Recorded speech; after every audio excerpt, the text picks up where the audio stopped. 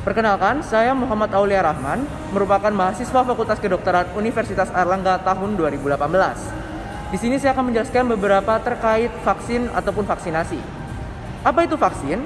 Vaksin adalah cara yang sederhana, aman, dan efektif untuk melindungi kita semua dari penyakit yang berbahaya sebelum berkontak erat dengan mereka yang terkena suatu penyakit. Vaksin sendiri menggunakan pertahanan alami tubuh untuk membangun ketahanan terhadap infeksi tertentu dan membuat sistem kekebalan kita lebih kuat. Dan vaksin sendiri melatih sistem kekebalan kita dengan membuat suatu protein yang bernama antibodi yang digunakan sebagai sistem imun dalam mengidentifikasi dan menetralkan benda asing seperti bakteri dan virus. Namun karena vaksin hanya mengandung bentuk kuman yang dimatikan ataupun dilemahkan sehingga tidak menyebabkan penyakit baru ataupun komplikasi lainnya. Dan mengapa vaksin itu penting? Karena vaksin sendiri merupakan cara yang aman dan efektif untuk mencegah suatu penyakit. Seperti kita ketahui sendiri, tersedia vaksin untuk melindungi dari berbagai penyakit, mulai dari difteri, influenza, dan campak hingga lainnya. Dan merujuk pada data estimasi WHO, vaksin sendiri bisa menyelamatkan nyawa hingga 3 juta orang setiap tahunnya.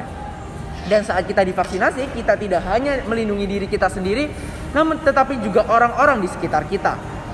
Teman-teman mungkin yang belum berkesempatan untuk mendapatkan vaksinasi seperti yang sedang sakit parah, berharap masyarakat yang sehat bisa menerima vaksinasi tersebut untuk melindungi kita semuanya.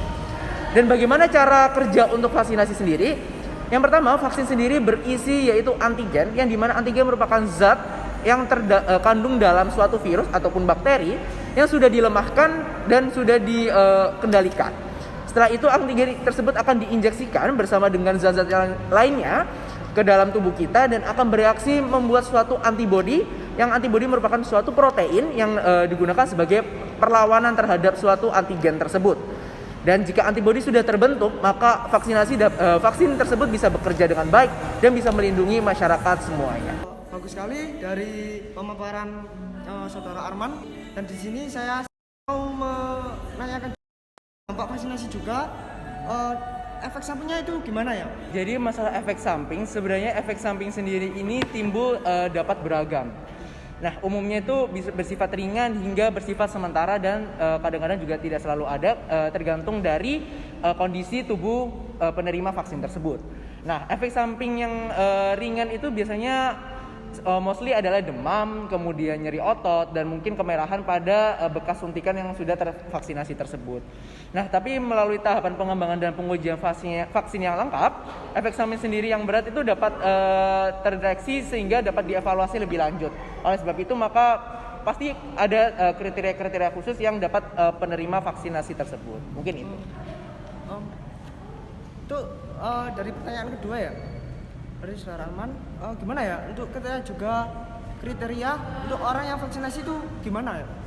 Oke, jadi untuk kriteria vaksinasi khususnya COVID-19 sendiri, ini biasanya penerimanya berusia 18 sampai 59 tahun, di mana mungkin yang masih tereksklud adalah anak-anak dan usia lansia. Mengapa seperti itu? Karena yang pertama, kriteria tersebut hanya untuk orang-orang yang sehat, yang lolos uji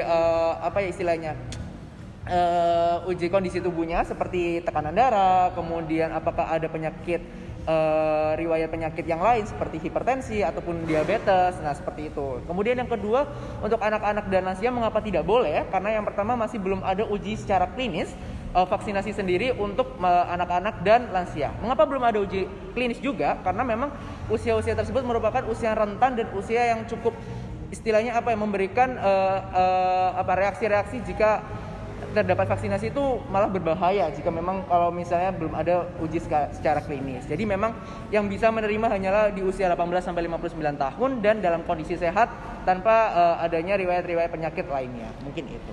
Baik, untuk vaksinasi tersebut kapan untuk terrealisasinya, Bapak? Nah, mungkin sudah beredar untuk di artikel yang sudah diterbitkan juga. Untuk distribusi sendiri memang yang kita diprioritaskan oleh pemerintah adalah yang pertama untuk tenaga kesehatan, karena seperti kita ketahui sendiri, tenaga kesehatan merupakan garda terdepan yang untuk istilahnya menanggulangi ataupun merawat pasien-pasien yang terkena COVID-19. Nah, sehingga mungkin dari pihak pemerintah akan memfokuskan terlebih dahulu untuk tenaga kesehatan. Setelah itu mungkin akan difokuskan ke pihak-pihak lainnya yang mungkin istilahnya akan ada list-list prioritas dari pemerintah sendiri. Terima kasih untuk pemaparan dari Saudara Arman untuk soal vaksinasi tersebut dari pandemi ini. Dari saya perwakilan dari kelompok KKN 83 Koordinator 2 Desa Balon, dan saya ucapkan terima kasih sekali lagi dan saya undur diri.